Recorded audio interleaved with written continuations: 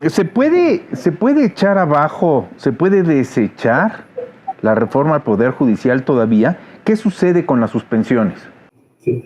Ahorita hay tramitándose muchos juicios de amparo en distintos estados del país, ¿no? Y se han dictado suspensiones. A mi punto de vista, es procedente echar abajo esta reforma, ahí los argumentos están en las vías legales para ello, pero será un momento, creo, clave si la Suprema Corte dicta una suspensión.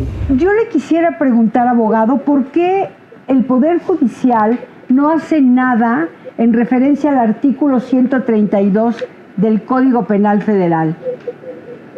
Aquí lo tengo, si quiere, para que lo lea. Digo, bueno, habría que empezar, ¿verdad? Hablando sobre cómo puede reaccionar, ¿no? el Poder Judicial.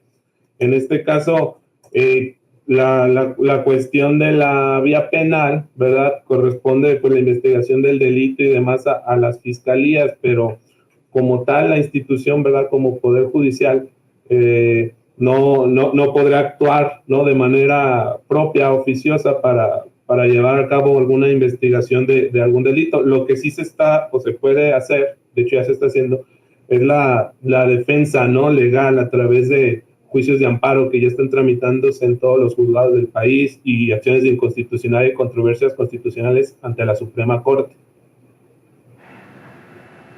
¿Qué está pasando en este momento? Después de lo de la tómbola del sábado, este enojo, esta falta de respeto al Poder Judicial.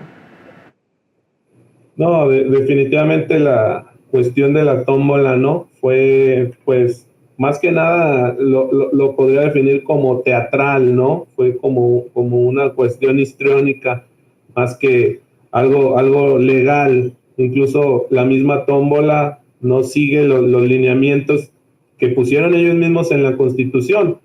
No se hizo conforme a los artículos transitorios de la Constitución, sino al final parecía que ahí se estaba improvisando, ¿no? En el momento, y pues realmente eso por sí mismo, ¿no? Viciaría ese procedimiento. Ahora, ¿cómo se recibió, verdad, del lado de las personas juzgadoras?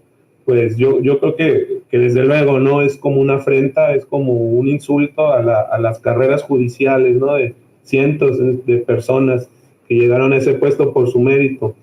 Y en la cuestión, digo, de si eso tiene alguna trascendencia, pues hasta el momento sí, porque no se ha suspendido, no se ha invalidado la implementación de la reforma. Digo, lo que se vio el sábado, aunque haya sido circense, realmente ya está llevándose los cauces, ¿no? De esta implementación de la reforma, bien o mal, ahí con tropiezos y con circo, pero creo que al final de cuentas pues va caminando, ¿no? Esta reforma, esperando que pues la Suprema Corte, ¿no? En este caso pudiera ser la que pudiera poner ahí una pausa de momento. ¿Se puede echar abajo, se puede desechar la reforma al Poder Judicial todavía? ¿Qué sucede con las suspensiones? Sí. Ahorita hay tramitándose muchos juicios de amparo en distintos estados del país, ¿no? Y se han dictado suspensiones en muchos de estos juicios, las cuales hemos visto que el Poder Legislativo, la Cámara de Senadores, los diputados no han acatado, ¿no? Incluso abiertamente han dicho que no las van a acatar, lo cual me parece gravísimo, ¿no? Porque desde ahí estaríamos hablando de una ruptura ya como tal vez ahí del Estado de Derecho, de la división de poderes. Eso nos puede llevar a escenarios muy graves. Pero en el tema de la Suprema Corte, pues como tal, la Corte no ha emitido aún una resolución de suspensión, ¿no? Y creo que ahí, desde luego, a mi punto de vista, es procedente echar abajo esta reforma, ahí los argumentos están en las vías legales para ello, pero será un momento, creo, clave si la Suprema Corte dicta una suspensión, porque si no se van a obedecer entonces ya ni a la Suprema Corte, ¿verdad? Creo que ahí a lo mejor podremos entrar en un escenario mucho más grave, mucho más incluso de verdadera crisis, ¿no? Constitucional. Punto es muy importante porque estamos viendo el ejercicio de dos poderes de la Unión contra otro. De no acatarse las resoluciones, las disposiciones, las conclusiones de la Suprema Corte de Justicia en este momento, ¿entraríamos irremediablemente a una crisis constitucional? Me parece que sí, y tal vez lo que se está viviendo es como el preámbulo, ¿verdad? De algo peor. Muchas personas me han preguntado, o me han comentado, el gobierno no va a acatar lo que diga la Suprema Corte. Si dicta una suspensión o eventualmente si la echa abajo en fondo esta reforma, no lo va a acatar el gobierno entrante, no lo va a acatar la Cámara de Senadores y de Diputados. Me parece, a riesgo de sonar tal vez algo optimista, que no vamos a llegar a ese punto. Yo considero que si la Suprema Corte en su momento la suspende o la invalida, sí se va a acatar esa, a lo mejor se va a voltear, se va a capitalizar políticamente en el discurso del gobierno, de los senadores, no lo dudo, pero yo considero que si la Corte la llega a invalidar, se acataría, porque incluso como lo llegué a comentar antes, es lo que más le conviene al mismo gobierno, que ahorita a lo mejor están llevando a cabo una reforma que ni siquiera es de este gobierno, fue una herencia, ¿no? Una herencia del gobierno anterior y que ahora se ven obligados a implementar, aunque tengo mis serias dudas del actual gobierno y todos están genuinamente convencidos de llevarla a cabo o simplemente están cumpliendo una orden, una herencia maldita del anterior sexenio. Señor López Obrador ya no cuenta con la protección constitucional del fuero. ¿Esto podría abrir una ventana para aplicarle sanciones por no acatar las órdenes de la Suprema Corte, sobre todo en las suspensiones, haber publicado una reforma fuera de la ley? ¿Podría tener alguna sanción López Obrador en lo inmediato? Realmente yo lo veo muy, muy complicado, ¿verdad? Que se llegue a dar. Digo, actualmente el expresidente ya no goza del fuero, ¿verdad? Pero en cierta medida durante su ejercicio fueron actos, ¿no?, que se cometieron durante su ejercicio. Tal vez de momento no, y en esa medida podría estar protegido, podría alcanzarle.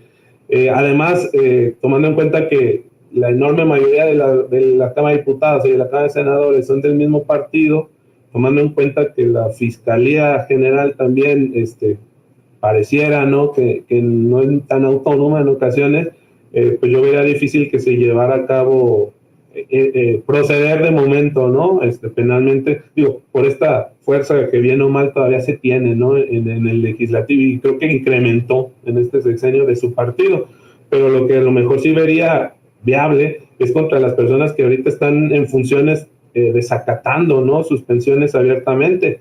Pues eso incluiría todas las autoridades, ¿no?, que se les han dictado estas suspensiones, incluso desde los mismos juicios de amparo, pues no obedecer un auto de suspensión debidamente notificado representa incluso, constituye un delito, ¿no?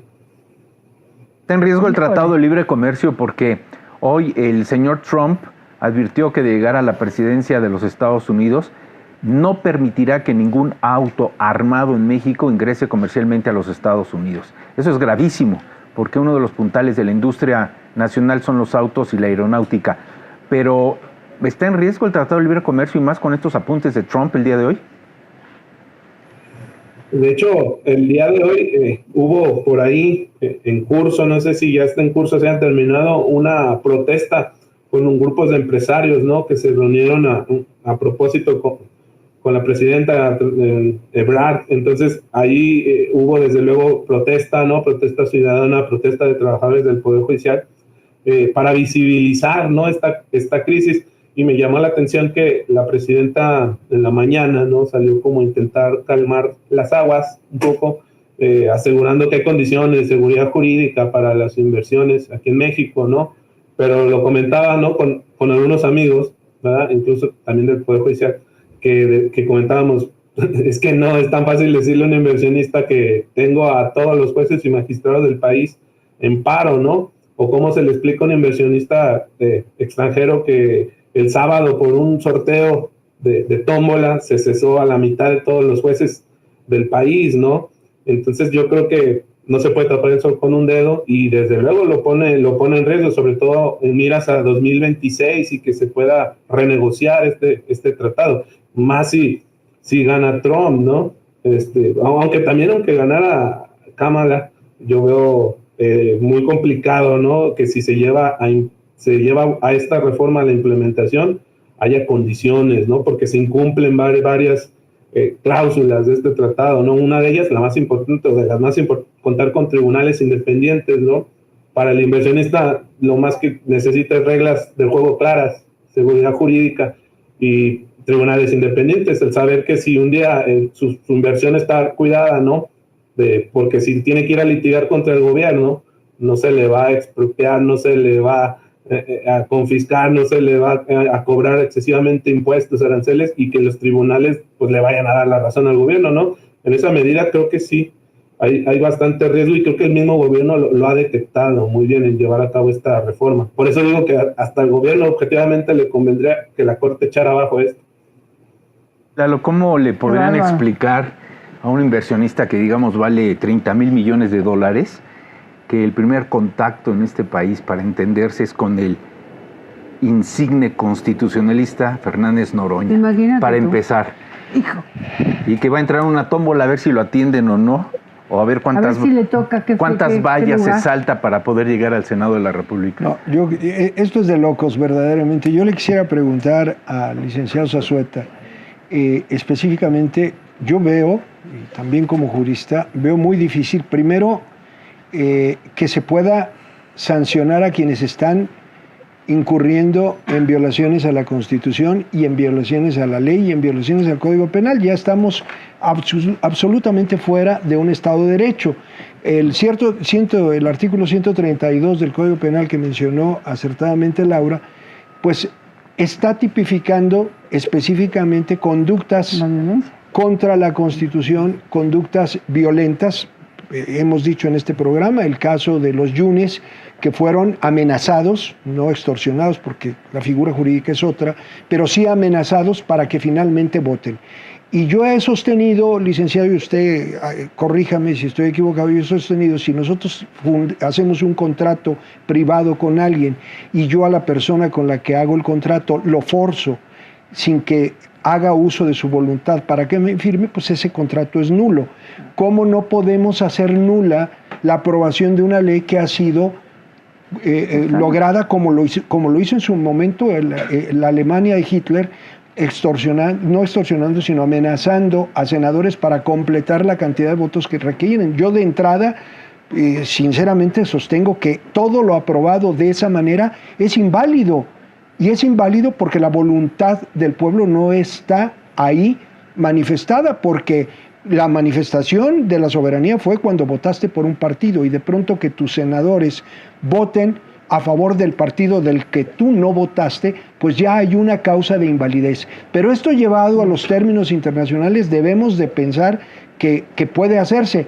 Y hay cosas que se pudieran hacer o que se pudieron hacer, y prueba más fehaciente nos la dio hoy la presidenta de México, la posibilidad de hacerlo al desaparecer el INAI, porque el INAI tendría elementos para investigar, para ver qué se hizo con los contratos de obra de las 3 obras magníficas, y de esto ver la corrupción ahí. Pero cuando desapareces de un plumazo el INAI, entonces, licenciado, mi pregunta específica sería: si se desaparece el INAI, que es la instancia que puede darnos las pruebas para llevar un juicio, entonces estamos institucionalizando la corrupción y estamos haciéndonos cómplices y protegiendo a un expresidente que podría ser investigado a través del INAI. Que debería ser investigado. Que debería de ser investigado. Pero sí me interesa su opinión, porque yo jurídicamente no veo, con todas esas trabas y con el cambio de la Corte, no veo forma de llevar a juicio a este señor de ninguna manera. Sí, coincido en la apreciación, ¿no? de lo muy difícil que parece de momento, ¿verdad? Eso sí lo aclaro, tal vez llevar al expresidente a un juicio, ¿no? O sea, realmente es algo inédito. Incluso te hice una consulta que para enjuiciar expresidentes que nunca se llevó a cabo, ¿verdad? Creo que no será la excepción, desafortunadamente. Y en cuanto comentaba algo muy, muy importante, abogado, sobre la voluntad, ¿verdad?, de los senadores, en este caso de los yunes, que al final de cuentas voltearon. Por ahí, uno de los argumentos que se han desarrollado para la invalidez precisamente de esta reforma es algo como una suerte de efecto corruptor, así como el exministro Saldívar, ¿no? En su momento fue se vanaglorió con este concepto, ¿no?, de efecto corruptor en el proceso penal. Bueno, en el proceso penal, acá se está hablando de un tipo de efecto corruptor en el proceso legislativo, en el proceso que condujo a la reforma.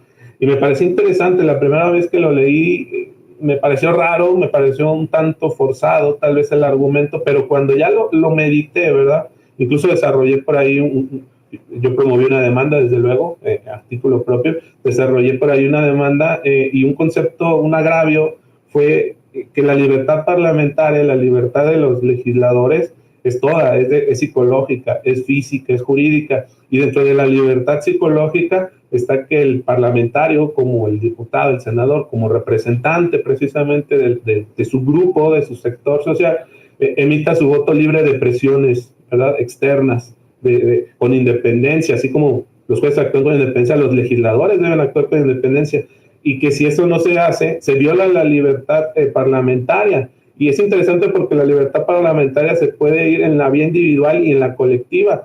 Se viola la libertad parlamentaria de un senador cuando al senador se le coacciona, se le amenaza o se le soborna, ¿verdad?, incluso, para que emita un voto, en este caso un voto a favor de la reforma. Pero también hay una violación a la libertad parlamentaria colectiva, es decir, de todo un parlamento, de todo un grupo político, cuando, y esta frase me parece muy atinada, actúan no como legisladores, sino como meros formalizadores o meros ejecutores de la voluntad del presidente. Y esa es una violación a la libertad parlamentaria colectiva. Entonces, el Senado, los diputados, ya no vienen a ser representantes de los populares, sino meros ejecutores. Y cuando pasa eso, y es muy común en Latinoamérica, ¿verdad?, pues es claramente un síntoma de que el Estado de Derecho se está diluyendo, ¿no? La división de poderes se está borrando un poco. Eso por el lado, me pareció el tema de la voluntad muy, muy interesante, este efecto corruptor. Y lo del INAI, bueno, creo que va de la mano, ¿no? Si la Suprema Corte en este caso le entra al análisis en forma y en fondo de la reforma constitucional, por considerar, ¿no?, que hay elementos, que yo creo que los hay, argumentos de sobra para ello, pues esto es como la entrada, porque también está la reforma a la Guardia Nacional, ¿no?, la militarización del país, y es constitucional, y luego la reforma a la desaparición del INAI para investigar la corrupción. Entonces, si la Corte abre punta, por decirlo de alguna manera coloquial, hace un parteaguas, ¿verdad?, con este tema de la reforma judicial, pues creo que sería interesante porque estaría abriendo la puerta a que analice todas estas reformas constitucionales que, pues, en la percepción de muchos los vemos como destructivas, ¿no?, destructivas de la democracia y del Estado de Derecho.